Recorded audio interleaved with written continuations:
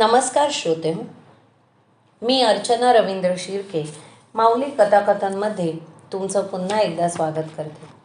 आपण ऐकत आहोत राधा. लेखक समर. त्या दिवशी प्रातःकाली श्रीकृष्ण आणि राधा एका वटवृक्षाखाली बसले होते.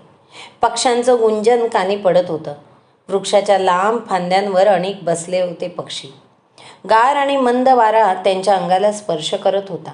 दोघेही विविध विषयांबाबत बोलत बसले होते. श्रीकृष्णांना बोलता बोलता दुरून एक साधू येताना दिसला. ते दूर कुठेतरी बघत असल्याचं पाहून राधेनेही त्या दिशेकडे दृष्टी वळवली. ते निकट येताच श्रीकृष्णांनी त्यांना ओळखलं आणि ते म्हणाले, अष्टावक्र. अष्टावक्रांचा चेहरा आनंदाने प्रफुल्लित झाला होता. त्यांच्या डोळ्यांमध्ये विलक्षण तेज होते. ज्या श्रीकृष्णाचं ते प्रतिदिन ध्यान करत असत ते श्रीकृष्ण प्रत्यक्ष समोर दिसल्याने त्यांना अतिशय आनंद झाला होता. अष्टावक्रही कृष्णवर्णाचे होते. दुर्दैवाने त्यांचा कणा 8 ठिकाणी वाकला होता. त्यामुळेच त्यांना अष्टावक्र म्हटलं जात असे. मात्र त्यांनी त्यांच्या ज्ञानामुळे समाजात आदराचं स्थान प्राप्त केलं होतं. वृद्ध असूनही त्यांचा चेहरा तेजपुंज होता. साधू असल्याने स्वाभाविकतः त्यांच्या पाठीवर लांब जटा लोंबकळत होत्या. त्यांच्या मिशा आणि दाढीही बरीच वाढली होती. राधेने श्रीकृष्णांना विचारलं, हे कोण? हे खूप मोठे विद्वान साधू आहेत. त्यांच्या रूपाकडे बघून त्यांच्या बुद्धिमत्तेचं मोजमाप करू नकोस. ते थोर आहेत. अष्टावक्रांनी श्रीकृष्णांसमोर येताच त्यांचे पाय धरले. श्रीकृष्णांनी अष्टावक्रांच्या खांद्यांना धरून त्यांना उभं राहण्याची विनंती केली. अष्टावक्र म्हणाले, प्रभू, आज मी धन्य झालो. माझ्या जीवनाचा अंतिम काळ सुरू आहे. या काळात साक्षात श्रीहरींच्या अवताराचं दर्शन घ्यावं म्हणून मी या वृंदावनात आलो. तुमच्या चरणीच माझा प्राण जावा अशी माझी इच्छा आहे. आपली भेट झाल्याने मलाही आनंद झाला. प्रभू, मला मृत्यूपूर्वी तुमची स्तुती करू द्या. भक्तिभावे प्रार्थना करू द्या. वस्तुतः तुमच्या स्वरूपाचं वर्णन करणंही केवळ अशक्य आहे, कारण तुम्ही तिन्ही गुणांच्या पलीकडे आहात. तुमचं मूळ स्वरूप या 3 गुणांचा आधारही आहे. मात्र ते स्वरूप निर्गुण आहे. ते निर्गुण परब्रह्मच या तिन्ही गुणांचा निर्माता आहे. हा तुमचा पूर्णावतार आहे हे मी जाणतो. तुमच्या पराक्रमाच्या कथा सर्वत्र सुप्रसिद्ध आहेत. त्या ऐकूनच मी वृंदावनाकडे आलो. इंद्राला पराभूत करणारा, नागांवरही वर्चस्व प्रस्थापित करणारा, गोवर्धन उचलणारा आणि अनेक असुरांचा वध करणारा, इतकं होऊनही सामान्य मनुष्याप्रमाणे गोपालन करणारा बालक हा निश्चितच परमेश्वरी अवतार असेल हे मी ओळखलं. किंबहुना हे सर्वांच्याच लक्षात आलं आहे. तुमचा मामा कंस याच्या मनातही आता काही शंका राहिली नाही. तुम्हाला पुढील कार्यासाठी लवकरच वृंदावन सोडावं लागणार आहे. त्यामुळे मी शीघ्रातिशीघ्र इथे येण्याचा प्रयत्न केला. तुम्ही इथे आलात हे चांगलंच झालं. तुमच्यासारख्या ज्ञानी आणि तपस्वी पुरुषांच्या चरणांचा स्पर्श या वृंदावनाला झाला हे या वृंदावनाचंही सौभाग्यच आहे.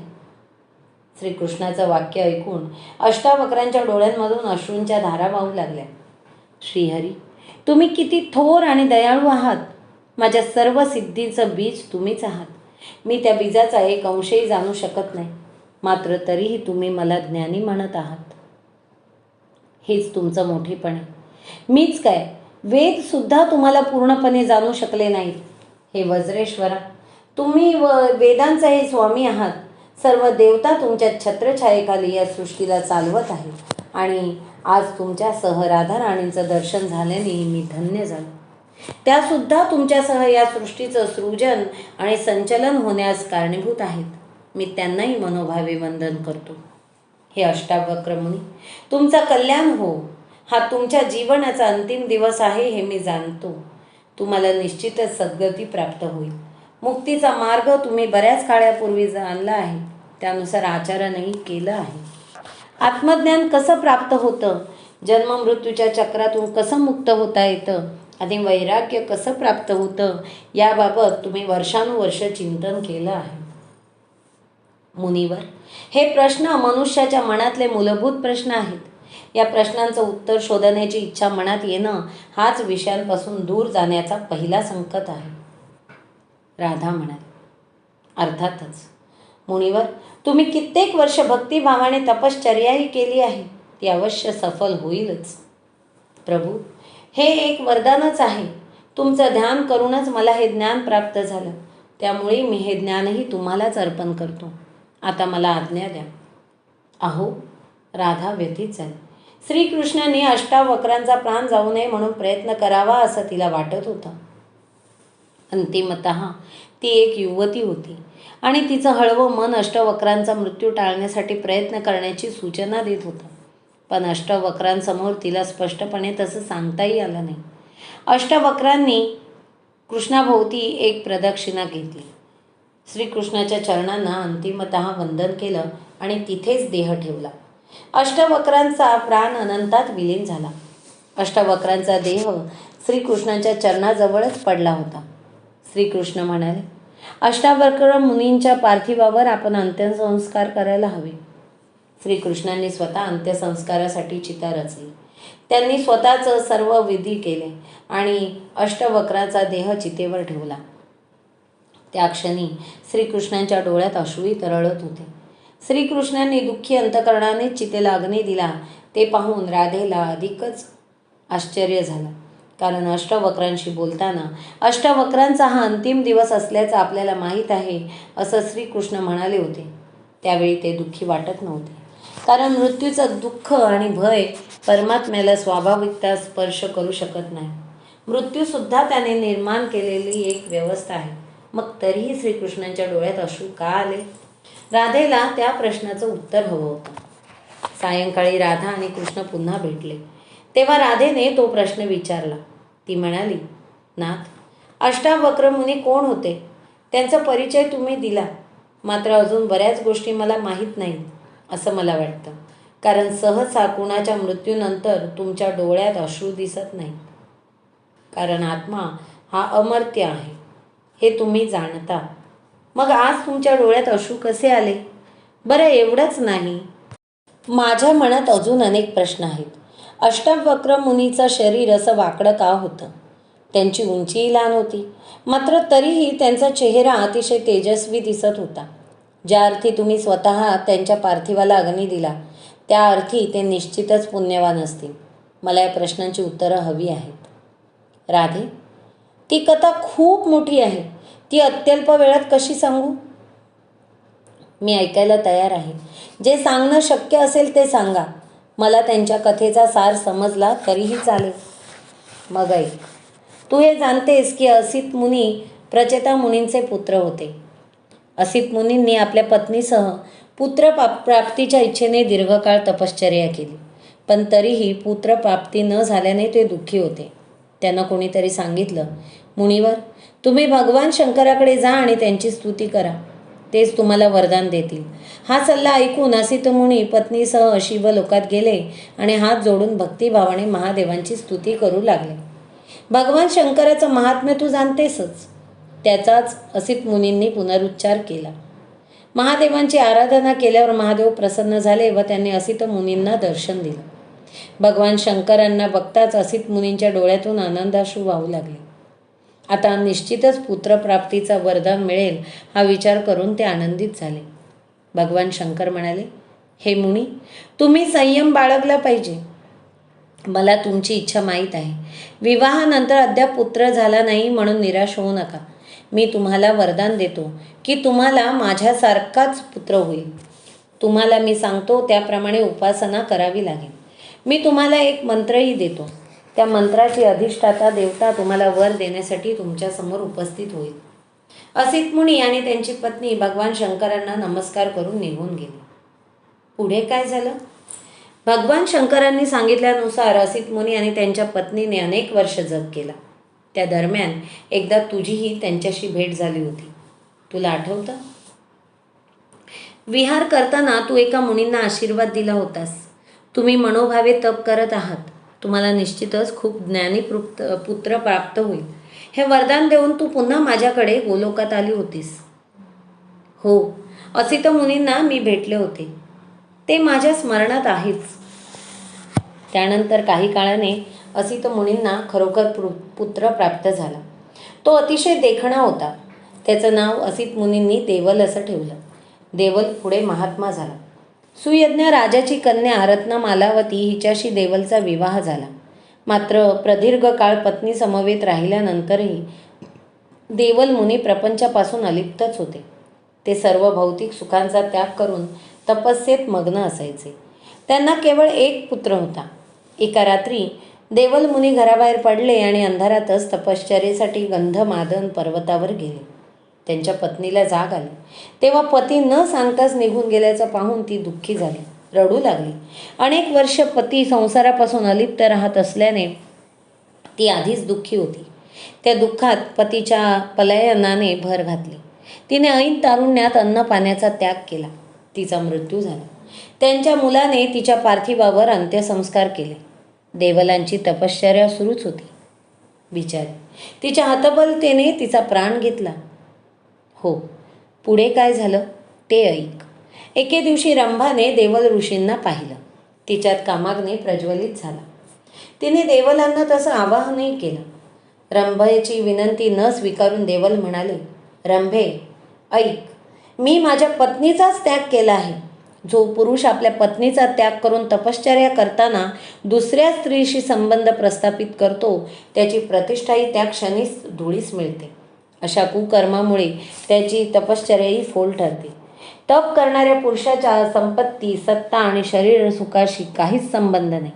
मी वृद्ध आहे, तू हा विचार सोड. देवलांचे उत्तर ऐकून रंभा संतापली. तरी तिने पुन्हा एकदा विनंती केली. मात्र देवल सतत तेच उत्तर देत राहिले. त्यांच्या मनात कामेच्छाच नव्हती. रंभा काही केले ऐकत नाही हे पाहून देवलांनी तिच्याशी बोलणंच सोडलं. ते ध्यानस्थ झाले. आपला अपमान झाला आहे असं रंभेला वाटलं. तिने देवलांना शाप दिला, तुझी सर्व अंग वाकडी होतील, तुझे सौंदर्य कायमचे नष्ट होईल. तिन्ही लोकांमध्ये तुझ्यासारखा शरीराने विकृत आणि कुरूप पुरुष कोणी नसेल. हा शाप मिळाल्यामुळे देवल मुनींचं शरीर कुरूप झालं. तू ज्या असित मुनींना वरदान दिलं त्यांचाच हा पुत्र अष्टावक्र. तुम्हाला हा भक्त विशेष प्रिय का होता हे आता माझ्या लक्षात आलं. शाप मिळाला तरीही त्यांनी निश्चय सोडला नाही. तो निश्चयही तुम्हाला प्रसन्न करण्याचाच होता. देवल मुनींचा हा दृढ निश्चय प्रत्येक ऋषींसाठी आदर्श आहे. विश्वामित्रांसारखे महान ऋषी मोहाला बळी पडले आणि त्यांची दीर्घ तपश्चर्या व्यर्थ ठरली. देवल मुनींनी तसं होऊ दिलं नाही. हो, पण कथा तिथेच संपत नाही.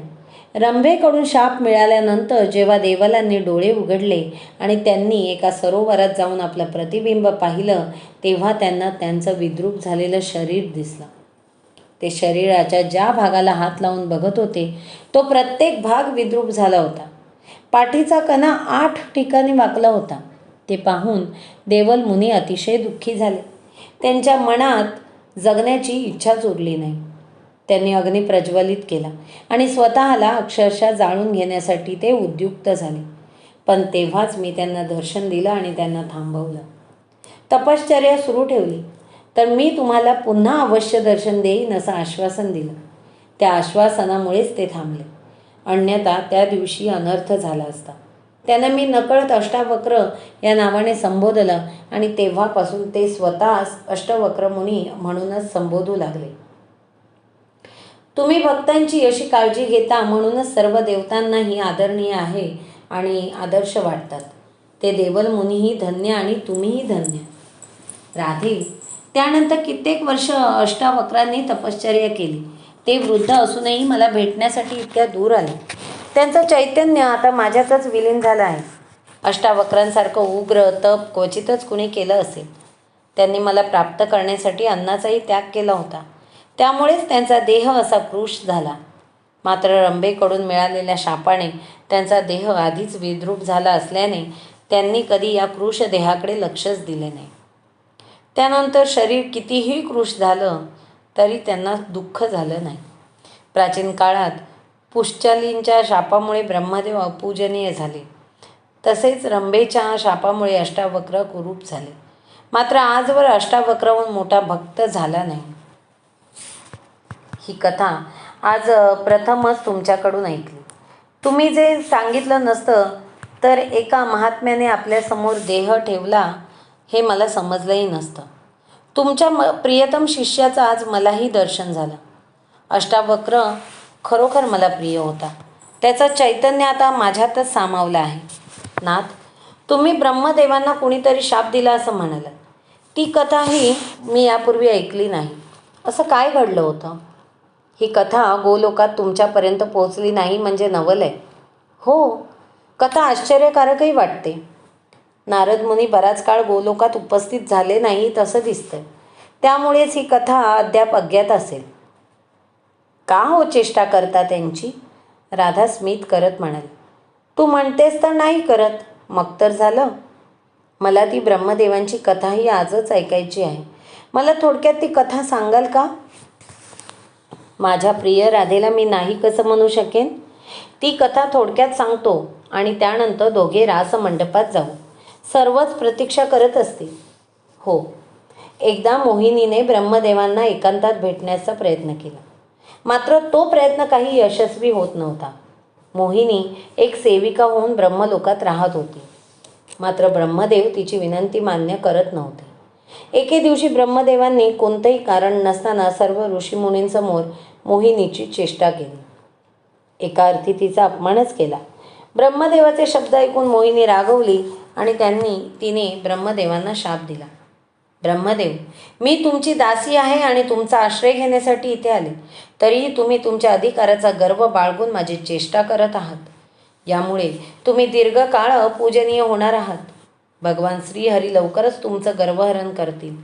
प्रत्येक युगात इतर सर्व देवतांची पूजा केली जाईल, पण कोणीही तुमची पूजा करणार नाही. या कल्पातच काय, पुढील कोणत्याही कल्पात तुमची पूजा होणार नाही. असं म्हणून मोहिनी कामलोकात परत गेली. वज्रेश्वर ब्रह्मदेव सृष्टीचे निर्माते आहेत. मग मोहिनीसारख्या अप्सरेचा शाप ब्रह्मदेवांना कसा लागू शकतो? मला आजवर वाटायचं की श्रेष्ठ व्यक्तीच सामान्य व्यक्तीला शाप देऊ शकते. राधेने विचारलं. तुझं विधान अतिशय योग्य आहे. मी सांगितलेल्या प्रसंगात श्रेष्ठ कोण ठरलं आणि सामान्य कोण ठरलं ते पहा. राधे, ब्रह्मदेव सृष्टीचे निर्माते आहेत. मात्र ते स्वतः माझ्यातून निर्माण झाले. त्यामुळे त्यांनी असं अनुचित वर्तन केलं तर त्यांना योग्य तो उपदेश देण्याचं कार्य मी अवश्य करेन. हे मोहिनीला माहीत होतं. त्या प्रसंगात ब्रह्मदेवांबाबत मोहिनीची भावना नैसर्गिक आणि पवित्र होती. सृजन हा विश्वासाठी अत्यावश्यक असा घटक आहे. त्यामुळे सर्वांच्या मनात वासना असावी अशी व्यवस्था निर्माण केली. ब्रह्मदेवांकडून आपल्याला तेजस्वी पुत्र व्हावा ही मोहिनीची इच्छा अनुचितच नव्हती. तिने विनयपूर्वक ब्रह्मदेवांना विनंती केली होती. तिने कामातूर होऊन अनुचित कृत्य केलं असतं तर ती ब्रह्मदेवांच्या रोषास पात्र ठरली असती. पण तिने तसं काहीच केलं नव्हतं. ती कामलोक सोडून ब्रह्मलोकात आली होती आणि सेविका होऊन राहत होती. तरीही तिची थट्टा करणं हे ब्रह्मदेवाच्या प्रतिष्ठेत शोभणारं नव्हतं. त्या क्षणी मोहिनी ही श्रेष्ठ ठरली व तिचा शाप व्यर्थ गेला नाही. त्यानंतर ब्रह्मदेवांनी काय केलं? त्यांना प्रथमच अशा प्रसंगाला सामोरं जावं लागलं असेल.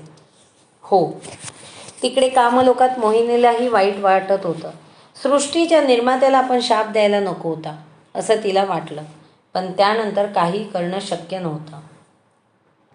इकडे मोहिनीचा शाप ऐकून ब्रह्मदेव अक्षरशः कंपित झाले. त्यांची दृष्टी लज्जेमुळे झुकली. ऋषींनाही शापातून मुक्त होण्याचा केवळ एकच उपाय दिसत होता. तो म्हणजे भगवान नारायण. मला भेटण्याचा सल्ला देऊन ऋषी आपापल्या आश्रमात गेले. ब्रह्मदेव खरोखर मला भेटण्यासाठीच आले. त्यांनी मला घडलेला प्रसंग सांगितला. मला ते ज्ञात होतंच, मात्र मी प्रथमच ही कथा ऐकत आहे असं दर्शवलं. मोहिनीच्या शापानुसार मी ब्रह्मदेवांचा गर्वहरण करणं अपेक्षित होतं. मोहिनीची अपेक्षा योग्य आहे असं मलाही वाटलं. ब्रह्मदेवाचं गर्वहरण करण्यासाठी एक माया रचली. ब्रह्मदेव समोर असतानाच द्वारपाल माझ्यासमोर आला. दुसऱ्या एका ब्रह्मांडाचे ब्रह्मदेव मला भेटण्यासाठी आले आहेत असं तो म्हणाला. दुसऱ्या ब्रह्मांडाचे ब्रह्मदेव? माया, दुसऱ्याच नव्हे तर अनेक ब्रह्मांडाचे ब्रह्मदेव मला भेटण्यासाठी आले आहेत आणि माझी स्तुती करत आहेत असं चित्र मी चतुर्मुखी ब्रह्मदेवांसमोर उभं केलं. ते सर्व अतिशय उत्तमोत्तम स्तोत्र पाहून माझी स्तुती करत होते. आपल्याला तसे स्तोत्र ज्ञातही नाहीत असं चतुर्मुखी ब्रह्मदेवांना वाटलं. ती माझीच माया होती. ब्रह्मांडात अनेक लोक आहेत आणि अनेक ग्रह आहेत असं ब्रह्मदेवांना वाटत होते. ब्रह्मांड मात्र एकत्रच आहे असा त्यांचा समज होता. तो खोटा ठरला. मी त्यांच्यासमोर अनेक ब्रह्मांडाचे ब्रह्मदेव उभे केले. हे विश्व किती विराट आहे याचं दर्शन घडवलं. त्यामुळे आपणच या विश्वाचे निर्माते आहोत हा ब्रह्मदेवांचा भ्रम तुटला आणि त्यांचे गर्वहरण झाले. ते किती आश्चर्यचकित झाले आहेत हे त्यांच्या मुखाकडे बघूनच मला समजत होतं. अंतिमतः त्यांची मान लज्जेने झुकली. त्यांचा पश्चाताप होताच हे सर्व ब्रह्मदेव दूर गेले. चतुर्मुखी ब्रह्मदेव अधिकच आश्चर्यचकित झाले. त्यांना माझी माया लक्षात आली. त्यांनी मला वंदन केलं. मग तुम्ही त्यांना शापातून मुक्त होण्याचा उपाय सांगितला का? हो. तो उपाय काय होता? तो मी गोलोकात निवांतपणे तुला सांगेन. आपण अष्टवक्रांबाबत बोलत होतो आणि बोलता बोलता ब्रह्मदेवांपर्यंत गेलो. या कथांबाबत आपण गोलोकात सविस्तर बोलू शकतो, पण वृंदावनात अजून किती काळ रासमंडपात नृत्य करता येईल हे कुणास ठाऊक. श्रीकृष्णाने असं म्हणताच राधेचा चेहरा पडला. ते तुम्हाला चांगलंच ठाऊक आहे.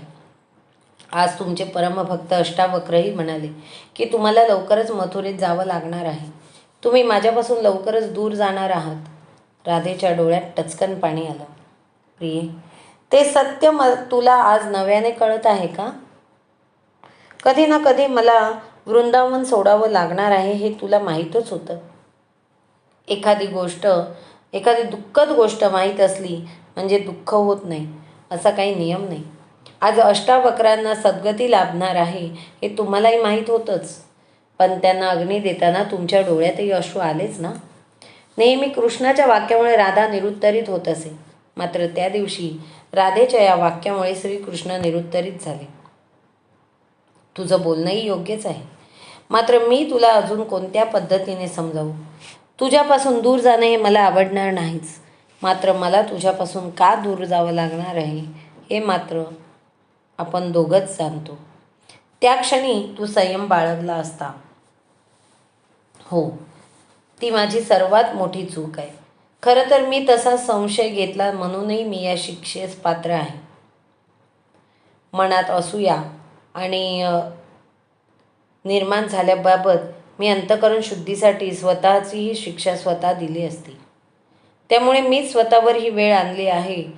हे तुमचं मत अतिशय योग्य आहे. राधे, तू अशी व्यथित होऊ नको. जे झालं ते झालं. नेमकं यावेळीच पृथ्वीवर असुर वाढले आहेत. मला जन्मभर त्यांचा संहार करत भारतवर्षात फिरावं लागणार आहे. जिथे धर्मप्रवण राजे नाहीत तिथे पापी राजांचा पराभव करून सदाचारी राजांचा राज्याभिषेक करावा लागेल. हे सगळं करताना मी प्रपंचाकडे किती वेळ लक्ष देऊ शकलो असतो. त्यामुळे तू अशी दुःखी होऊ नकोस. हा मनुष्य जन्म बघता बघता संपेलही.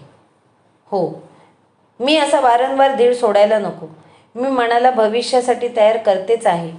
तुम्ही माझी चिंता करू नका आता. चला आता रासमंडपात जाऊ. तिथे आपण काही क्षणांसाठी हे दुःख विसरू. आज बरीच गंभीर चर्चाही झाली आहे. चला. दोघे मंडपाकडे निघाले.